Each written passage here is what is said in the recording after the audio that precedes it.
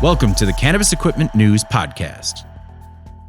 Hi, I'm David Mantia, and welcome to the Cannabis Equipment News Podcast. With me today is Brandon Bahr, co-founder and CEO of Simple Solvents. Thank you very much for joining me today, Brandon. Oh, thanks for having me. I'm excited to chat. All right, before we get started, please make sure to like, share, and subscribe to the podcast. You could also help us out a lot by leaving the podcast a positive review on whatever platform you use. Finally, if you want to reach the podcast, you can reach me at david@cannabisequipmentnews.com. All right, Brandon, how did you get involved in the cannabis industry? Oh man, I would rewind, about 6-7 years at this point. It was late 2014, early 2015. And I was actually in the digital marketing space. And some of the data that, we were collecting was all pointing to, hey, this new industry is here. It's going to boom. And with that, everything I do kind of has a charity aspect to it. We're very mission oriented. So when I first dove into the hemp space, it was actually around a brand, a direct to consumer brand called Soothe. And our whole mission was to deliver products that are health and wellness products. They would kind of break down the stigma of cannabis because it's non-intoxicating, or the hemp side is the non-intoxicating side. Mm-hmm. And, we want to make an impact in mental health awareness. So we, created that brand, created some conversations and partnerships where we give back, just to organizations that support mental health awareness. So that's where I started. And it all, kind of was around the digital marketing side, data, passion. I think my whole life I've kind of relied on cannabis a little bit for just getting through the day as far as focus goes. It's something that has been a crutch kind of my whole life, obviously for focus, but also for stress alleviation. Mm-hmm. So that's kind of how I got into the industry. And then as I started to develop our direct to consumer brand, I saw just massive needs in many different sectors. So just looking back at the supply chain, it was pretty chaotic. People still kind of refer to it as the wild, wild west, even though we're 6-7 years in. So really in the beginning, I just evaluated the supply chain and was like, man, there's not a whole lot of transparency. There's not a whole lot of companies that are exclusively focused on quality. So it was really just that evaluation and trying to bring, quality, transparency to an industry that really is around bringing health and wellness products to consumers.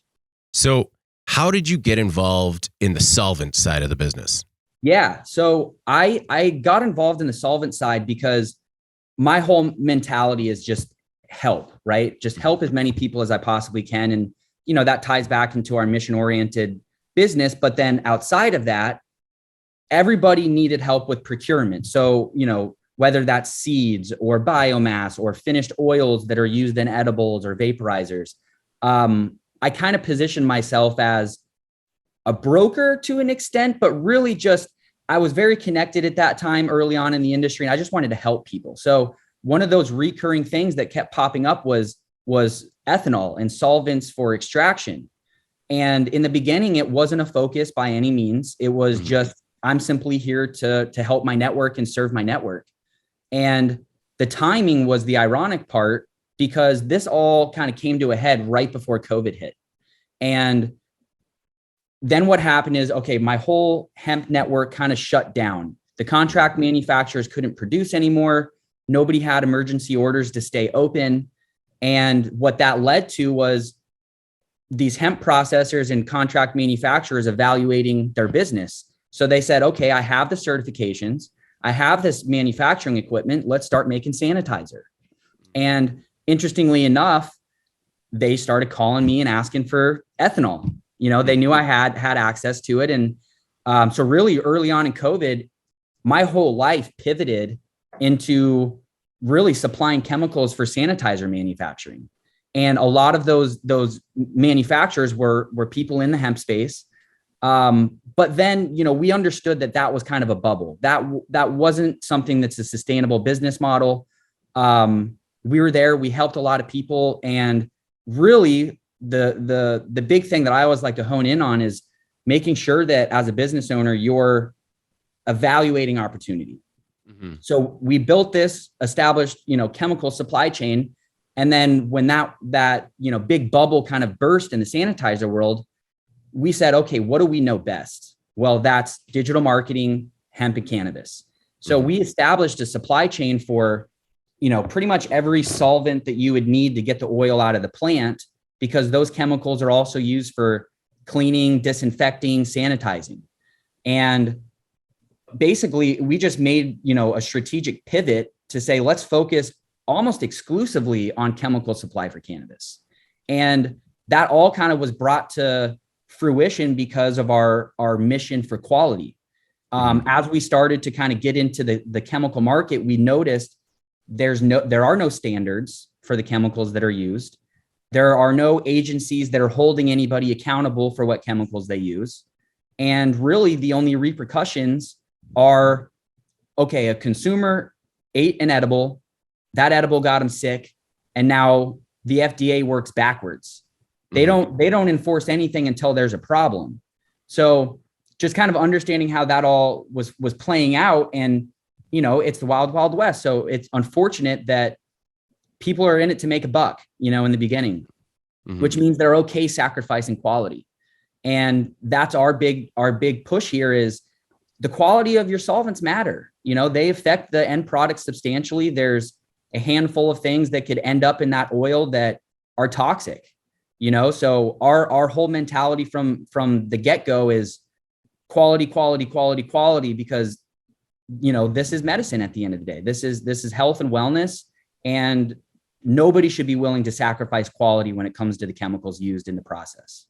When you say that you established a supply chain, do you manufacture any of the chemicals, or are you just working with trusted suppliers? Yeah, so we are not a manufacturing company. We have a strategic partnership with a phenomenal partner. They're an ethanol manufacturing plant based in Sutherland, Nebraska. The company is Midwest Renewable Energy. Okay. And just like I said, just phenomenal people, phenomenal partners. We exclusively work with them for all of our ethanol. We do that for a couple of reasons. Number one, we can guarantee consistency and quality. We're not shopping from plant to plant to plant like a lot of people in the industry do. We focus on quality and focus on making sure that consistency is there. So Midwest Renewable Energy has been a phenomenal partner. They allow us to maintain that consistency and quality. Outside of that, there's a couple other chemicals that we do offer. None of those we manufacture. They're manufactured kind of in the Houston, Louisiana area, where all kind of like the petroleum manufacturing are. So that's the hydrocarbons. So heptane, pentane, hexane. Those are all kind of manufactured by the big guys. And those are really, in that Texas, Louisiana area. So we've strategically partnered with the manufacturers. And I think one of our biggest differentiators is how seriously we take the quality and making sure that we're doing all the proper testing.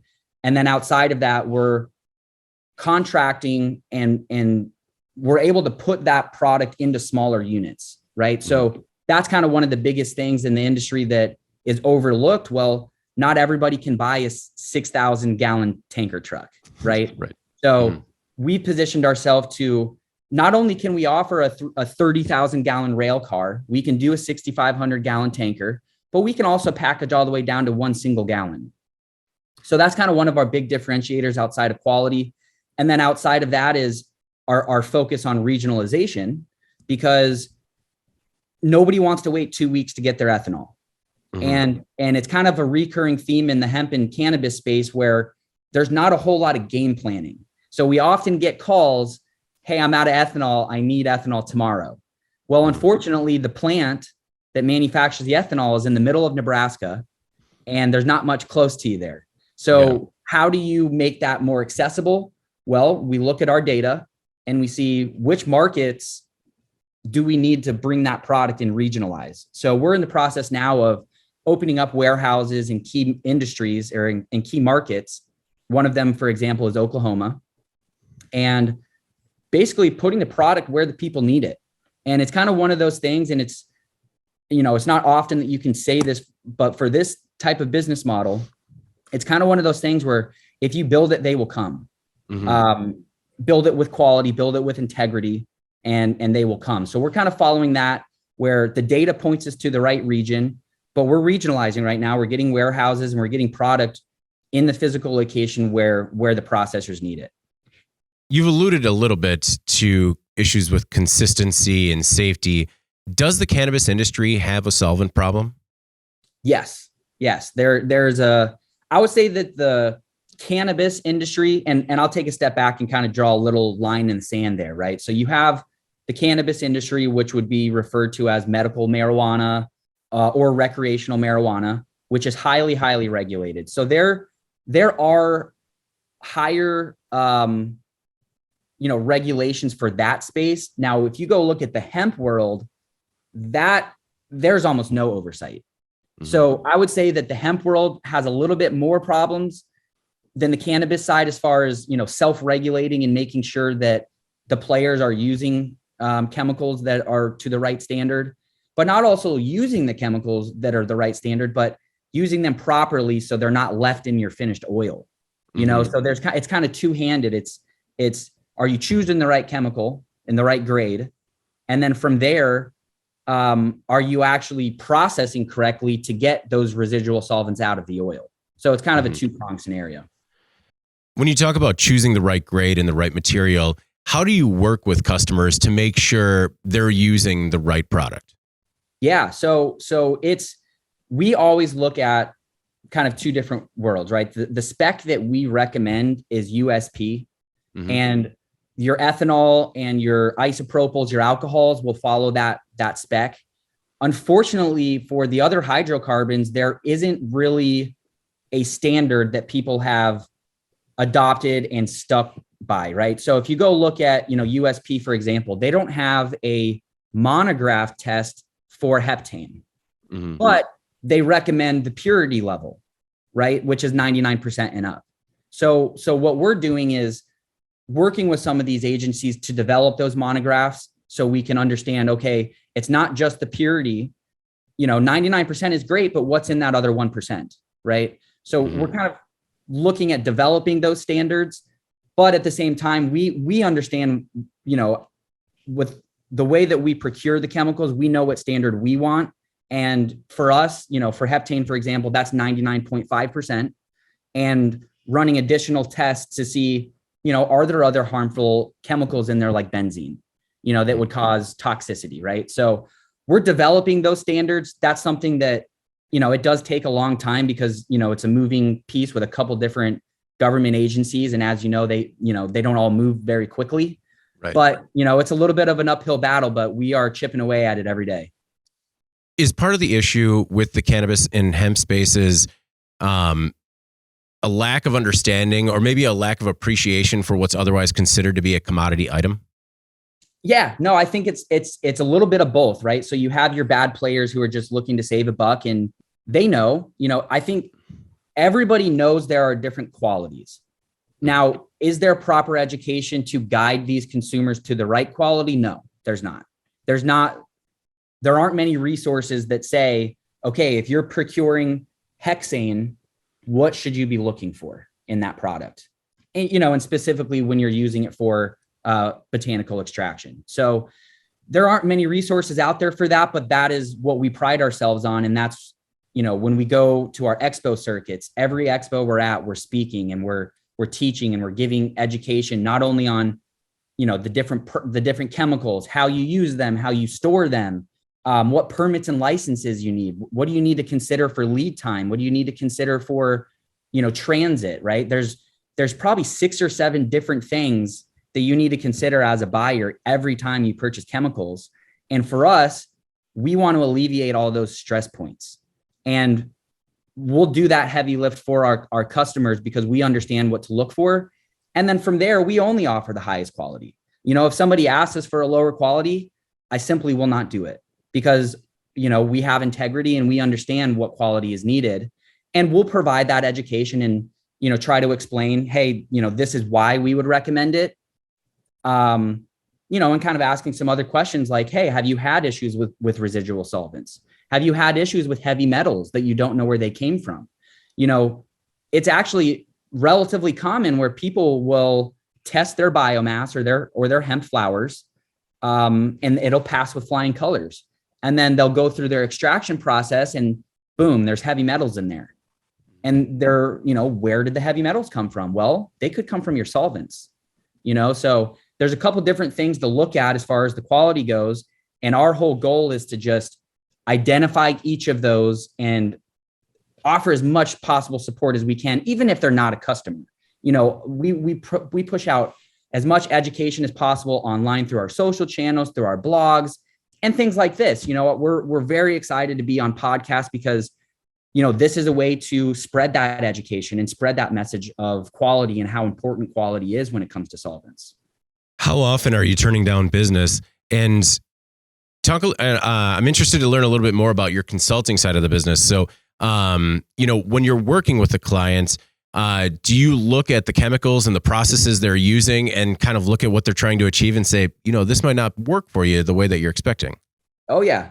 We absolutely look, and we can tear everything from top to bottom. And, even as far as, okay, a client or a prospect doesn't even have a facility yet, and they're going through the process of looking for a building and what machine should I look at? What hydrocarbon or alcohol are they going to use? There's a lot of questions for somebody starting out, and we can help answer those questions based on a couple things. And one of the most important ones is obviously budget, but also your fire marshal. We've seen scenarios where people get their entire processing facility set up, but they didn't go through the steps with the fire marshal. And then they find out that they've invested, $1 million, $2 million in a facility, and they can't even hold the hydrocarbons on site. Mm-hmm. So there's a lot of things that we've experienced through the consultation side and just people stumbling and, learning, right? So all of those experiences are rolled into our support system. And like I said, even if you're not a customer or a prospect, it doesn't matter. We want to help everybody, because at the end of the day, if we can spread our message about quality and safety, that should penetrate into other suppliers as well. And, the hemp side and the cannabis side, we do self-regulate pretty well. When problems happen, the industry does attack it from the inside. And the thing with the chemicals, there hasn't really been a huge focus on that as a problem. And recently, it's becoming a very big problem because of the rise of synthetic cannabinoids. Mm-hmm. So you're seeing, processors take CBD isolate and they'll convert it to Delta 8 THC or Delta 9 THC. Well, that requires some pretty intense chemicals. And consumers now know that that's not a naturally deriving product, right? So now there's kind of this additional layer of self-regulation because the customers are starting to ask questions about safety, which is great because we play off of that message. We want to add to that conversation, because if we can also give a normal consumer the ammunition they need to make a good decision on what products they consume, then that's making an even bigger impact than we initially set out to make. How often are you turning away business? Not super often. Usually it's not necessarily turning down business. It's more of like, we'll get an inquiry or we'll be in a conversation and say we send out an estimate for, our high purity USP grade ethanol. And then they'll come back and they'll say, hey, I'm paying $1 a gallon less than that. Right. Mm-hmm. And we'll say, well, shoot us over that certificate of analysis and we'll see what grade you're using. And usually it doesn't come out of us turning down business. Usually it's actually the customer just making the choice that they're okay using that lower quality, and we'll try to guide them to the right decision. And, because there's all sorts of things that could impact your reputation can be at risk. Your consumer safety can be at risk. I mean, even the safety of your employees could be at risk depending on what contamination is in there. So there's a handful of things that we'll try to guide that conversation, but usually it's them, just saying, oh, we don't value the importance of that higher quality. And then, saying, hey, can you offer us the lower quality? Well, no, we can't. We can't and won't. Because you focus on such a high-end product, do you have preferred equipment manufacturers or machinery that they're going to be using with your product? No, we don't have any preferred equipment. We're not, I try to stay out of that side a little bit because there's so much innovation there. Mm-hmm. And, our biggest thing is there's so much difference between different types of extraction. And even if you're looking at, just ethanol extraction, there are a handful of companies that focus on the cannabis and hemp world, but there's also a handful of companies that are manufacturing centrifuge equipment for essential oil manufacturing or pectin extraction, right? So I try to stay out of the equipment side because there are a lot of options out there. And sometimes the equipment manufacturing that's specifically targeted to hemp and cannabis isn't always the best and right option. Or sometimes it's a combination, right? Because there's obviously equipment that's specifically geared for hemp and cannabis, but usually that comes in the form of the isolation equipment or the distillation equipment, the synthesis equipment. But when you're talking about just a centrifuge, ethanol or hexane extraction, something along those lines, we try not to get too much into that world.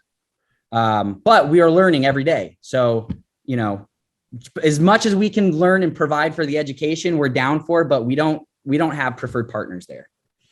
What are some of the specific problems that you've seen with residual solvents and heavy metals? Yeah, I mean, the heavy metals are probably the biggest issue out of all. And what we're finding right now is the residual metals that are in the synthetics are becoming the big problem. Because what's happening now is, to get to HHC, for example, there's a conversion with, a solvent, sometimes an acid, but a metal catalyst. And that could be iron, that could be nickel, that could be titanium. Well, unfortunately, what we're finding now is a lot of labs do not test for those heavy metal catalysts that are often left over in that oil. So what we're finding is a company will, send their extract into a lab and they'll do a full panel residual solvent test or heavy metal test. But unfortunately, the lab's just not simply testing for enough metals, and they're just simply not testing for enough solvents.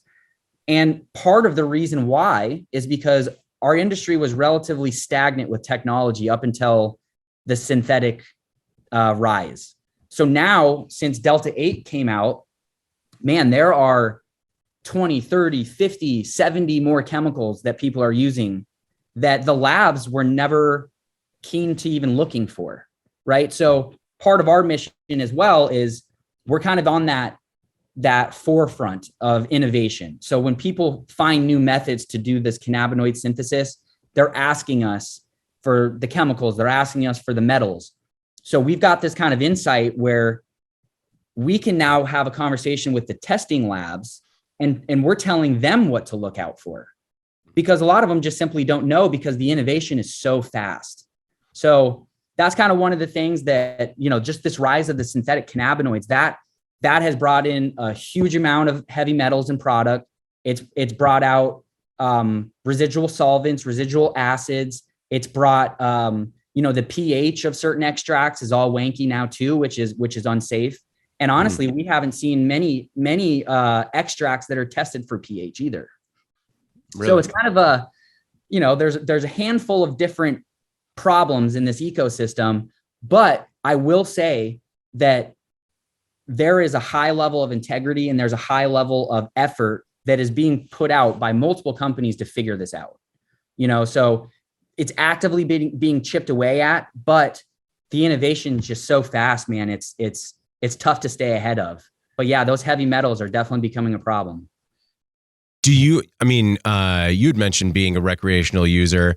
Do you stay away from synthetics as a result of sort of the Wild West unregulated nature of what's on the product or in the product? No, I don't think that I stray away from the synthetics because I don't have anything against synthetic cannabinoids, assuming they're done correctly. So we have people in our network that I know for a fact they're doing it correctly. I know for a fact that they're testing correctly. I know what chemicals are being used. So in those scenarios, I don't have an issue being a consumer of those at all.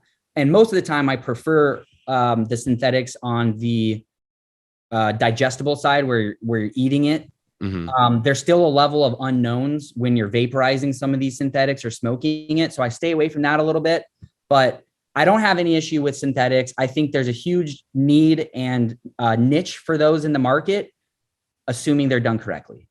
Yeah, I guess if there's an informed consumer, you are at the top of that list. Yeah, I think so. But it's even being at the top of that list, it's very hard to make a message that a normal consumer can digest. The problem that we find, like I said, is, you can educate on what labs to look for and what items to look for in that lab, but there's so much inconsistency with the labs and there's so much innovation that it's moving so fast. It really is moving so fast, and it's almost moving too fast for our own good. Yeah. Well, hey, people are excited, man. There's a lot of money out in that industry. Oh yeah. Especially when you can, get people a level of intoxication without having to walk into a dispensary. I mean, the boom of, intoxicating synthetic cannabinoids are it's going crazy. So I wouldn't doubt if there's some regulation that comes into play soon on synthetics in general. And maybe even something where, in the farm bill or edits to the farm bill, or even on a state by state basis, where synthetics are just totally banned in general and it has to be naturally derived, or maybe not even banned. I think the better scenario would be that the synthetics are regulated and probably put into the dispensary setting because they are intoxicating. And some of these edibles that are in the hemp world are more intoxicating than what you can buy in a dispensary. How much of your business is cannabis and how much of it is hemp? We're probably 80% hemp. Okay. Yeah, mostly hemp. Yep. Are you only in hemp and cannabis, or do you service other industries? We service multiple industries. Pharmaceutical is definitely one that is growing just because of the purity of our solvents. The solvents that we carry are applicable to a handful of industries. I mean, 8, 10, 12 different industries. But right now we're focused on the medicinal aspect, whether that's pharmaceuticals, hemp, or cannabis. Okay. You mentioned a focus on regionalization. What areas of the United States are you looking for these strategic warehouses? Yeah. So it all kind of comes back to the digital marketing side, right? So we have a very robust marketing strategy that is very on data collection. So for us, we follow the data based on our own specific scenario, which it might not be the same scenario for the next solvent provider down the road. But for us, the markets that are really on fire, Colorado, California, those are a given. Oregon and Washington are also big. But here's the challenge with going out west. There's not much ethanol west of Nebraska. So we're lucky to be geographically positioned at the very west end of Nebraska. So, we have a good time shipping out to California, but really our focus is Oklahoma, Michigan, North Carolina, Florida, Illinois. Those are the big ones for us right now. Okay. What are your expectations for federal legalization, and how do you sort of keep ahead of it so that way you'll be prepared for new states coming online? Yeah, I think for us, staying ahead of the game means being the pioneer on compliance and standards. If we can set the standard for what should be used in your solvents for extraction and processing, then and adhering to not only the most strict state, but being well above compliance in the most strict state is going to help, because when you are only focused on quality and safety, there's national legalization is only going to help us. It's when that leap is taken, now there's a handful more eyes on the industry. There's more regulation. There's more, people are just held more accountable, right? So I look forward to that day, and I don't know exactly how they're going to position, the difference between hemp versus cannabis and medical marijuana. I'm not sure how that card is going to play out. But what I would love to see is let's just treat this like liquor. You know, the whole medical card and all of that, like it has, monstrous medical benefits.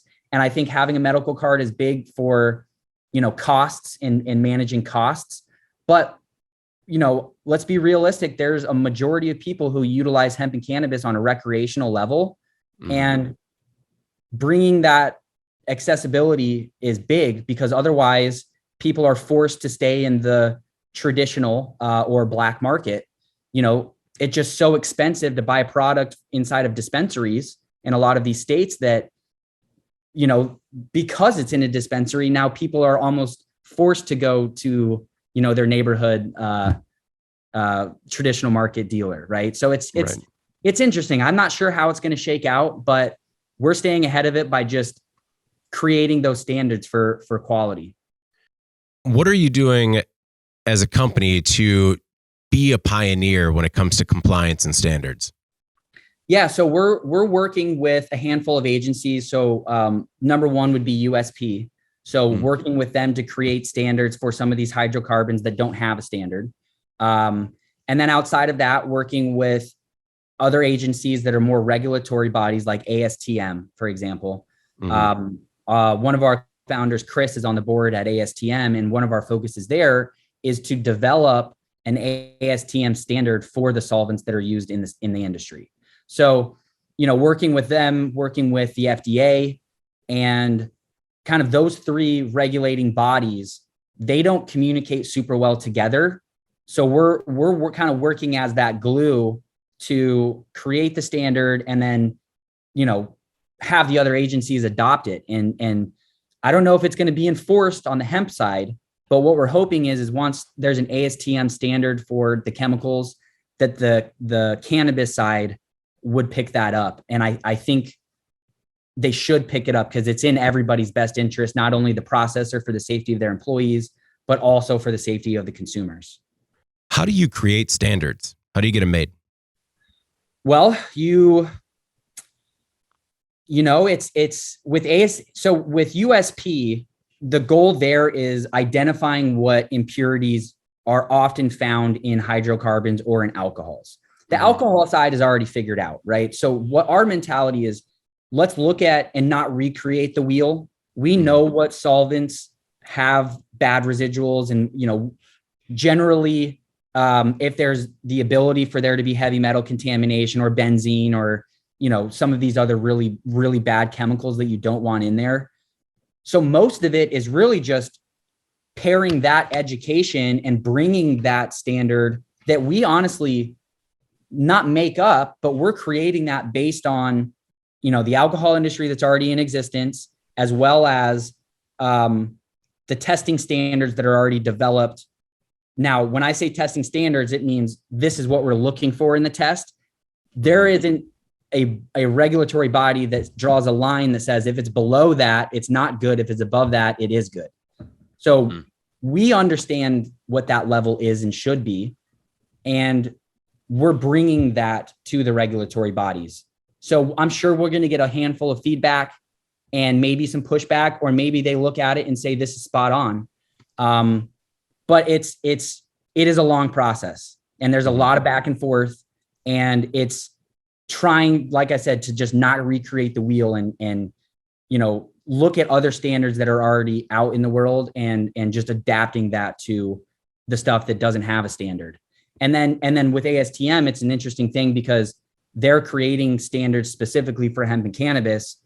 And that is honestly really an endorsement where ASTM is going to push that, but there's not a regulatory body that says you have to do that yet. So maybe that'll come in time, but it's early. I mean, nobody's been focused on chemical or solvent purity levels used in extraction probably at all until the last year or so. How many have you seen recalls on the market? When you see a recall on the market, do you know if it's something that's going to be tied back to a solvent? Yeah, I mean, a lot of the stuff you can figure out. Really, the tough ones that you are hard to tie back are your metals. some of the other residual solvents, I mean, there would be zero reason for some of these chemicals to be in any other process outside of the extraction side or the processing side. So those are pretty easy to pinpoint. The metals, it's kind of like a finger pointing game because the farmer could be liable. The company who purchased the biomass could be liable because they didn't conduct the proper test, or they sent it to a lab. The lab didn't perform the test correctly. And so there's metals in the product. So that one's a little tough because it's kind of, like I said, it's a finger pointing game, but we do see issues with heavy metals, especially in ethanol. Okay. You said you're 80% hemp right now. Do you see that percentage or that mix of business changing over the next few years? Yeah, I think so. I think, with the hemp side, a lot of our volume there is because there are some monster sized hemp processors that can run, over 1 million pounds a month. And that kind of scale simply just does not exist in the cannabis side yet. True. Most of that is boutique, and a lot of the volume in the chemicals for cannabis are actually more for like dabbable products, like, waxes and shatter and BHO, stuff like that. So what we're finding is the volume in the cannabis side is the cart value per customer is way smaller, like way smaller, because there are way more of them, but they're just not as large. So I think that dynamic is changing, and in each state, it changes a little bit too. The more mature the state, the larger the processors seem to get. But when they're early on, like Oklahoma, for example, I mean, there's, I want to say 9,000 processing licenses that were granted. And I don't think any of them are at a scale that can run 1 million pounds or even anywhere near that. Right. So it just depends on the market. But the cannabis side, they're really reliant on more of the gases. So that's not in my wheelhouse, particularly. We really try to focus on the liquids, which is kind of why that 80% is more in the hemp world, just because the scale and extraction comes with liquid solvents. You had mentioned a product earlier, Soothe. Is that part of Lotus Nutra? So Lotus Nutra is a manufacturing company that focuses on all natural product manufacturing. So kind of how the supply chain works is Simple Solvents has, obviously the solvents, and we have a handful of partners that use our solvents, and we love to help them get their products out to the world. Outside of that, one of our sister companies is Lotus Nutra, which is manufacturing, and we utilize our supply chain's oils in those products. And then Soothe falls into that equation as a direct-to-consumer brand, and all of the products under that brand are manufactured by Lotus. Okay. Where's your manufacturing setup for Lotus? That's in North Carolina. Okay. Were you doing, because you're a co-founder or are you a co-founder of Lotus as well? Yes. Yep. What came first? Was Lotus first or Simple Solvents? Yeah. So I think Lotus was first because theoretically Lotus was incepted in 2015, 2016. It's essentially 6 years of supply chain work rolled into a company, right? Okay. So officially Lotus Nutra is only about a year old if you go look at, how it's registered and, all of that, right? But the supply chain has been established for years, and that supply chain started because I had Soothe, the direct-to-consumer brand, and I needed product. So a handful of it was, making our own formulas, and then some of it was private label, white label work. Well, basically that same thing hit when COVID hit. There is just a lot of opportunity left on the table. So that's when we decided to roll the manufacturing company together. Our network is just so synergistic with each other. I mean, every company we have in the ecosystem bounces off of each other. So it's just an exciting place to be. But yeah, I was definitely in the manufacturing and the contract manufacturing and direct to consumer brand side first. And I backed into the solvent side based on a big need in the market and timing because of COVID. How do you juggle both companies? I'm almost exclusively full time at Simple Solvents. So Okay. I'm lucky to have a phenomenal team at, every other kind of branch that we've got. So really where my value comes into play is, the digital marketing side. That strategy is identical for every company. So once you kind of understand that and that infrastructure, it can be replicated on a B2B basis. So that's kind of where my wheelhouse is for Lotus. Outside of that, the operation. So, getting the CRM set up and making sure the CRM and the accounting and kind of all of the moving parts communicate and talk to each other. That's where I sit, which is not super time intensive on a weekly basis. It's just a really heavy lift up front. So we just have the right talent in place there for that to kind of, scale and run and grow. But almost all my time is with Simple Solvents. How would you describe your digital marketing strategy? Yeah. So most of it is heavily reliant on SEO and being able to organically be found on search engines, whether that's Google, Yahoo, Bing, doesn't matter, right?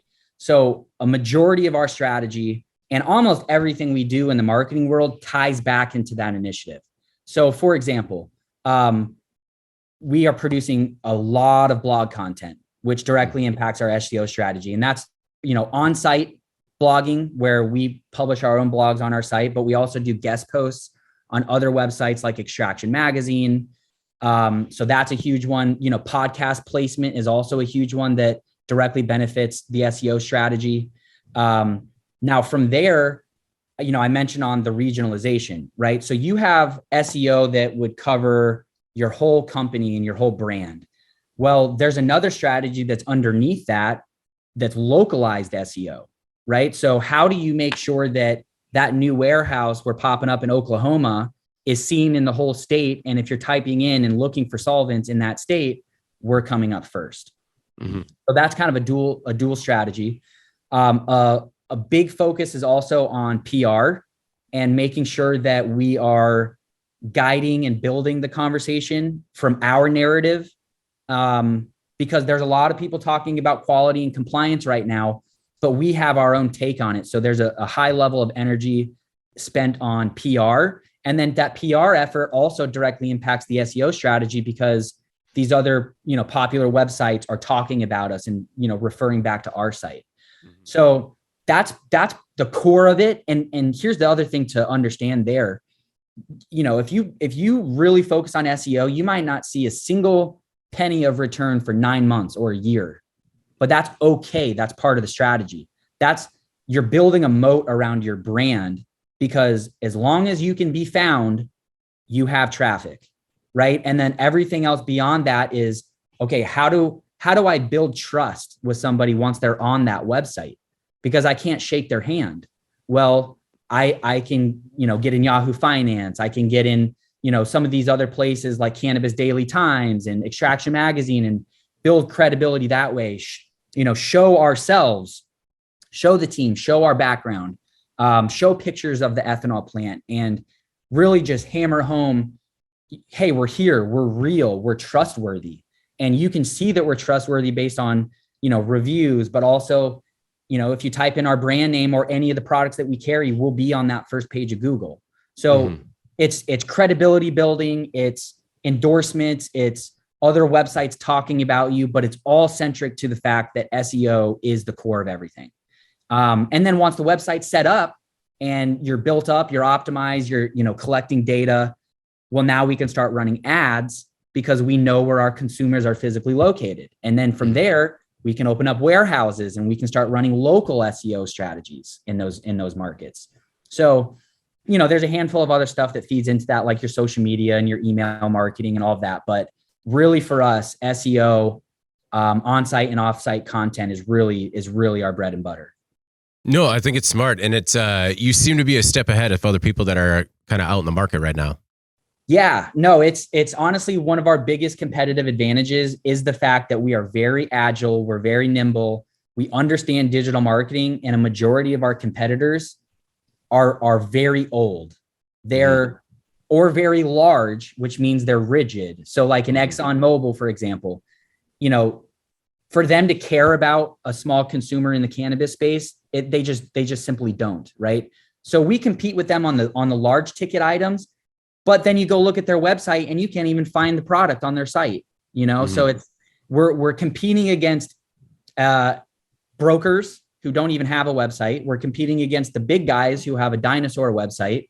And then there's a handful of people who they might have a nice website, but they don't understand anything about the strategy. So that digital marketing has really accelerated our business and put us in a position to win for sure. Well, I know that we're running out of time. I always like to give the guests the opportunity. Is there anything that we might have missed or anything in particular you want to make sure the Cannabis Equipment News audience knows about Simple Solvents? No, I mean, I think for us, the big thing that I love for everybody to know is even if you don't want to buy chemicals from us and we're not going to end up your supplier, it's okay. Shoot us a message. We'll help you out. We are here. Our mission is to make an impact on the market for quality. And even if our message resonates, but we're not the best supplier, that's totally okay because we're making an impact on the market. We're making an impact on, the quality of products that make it to the consumer. So, I would say that's a big one to point out. And outside of that, we are innovating on different blends of liquid solvents that are specifically catered for hemp processing. So, what that means is right now, if you want to buy pure ethanol, 200 proof pure ethanol, there's $26.68 of tax that you have to pay for an item that might be, oh goodness, I'm sorry about that. No worries.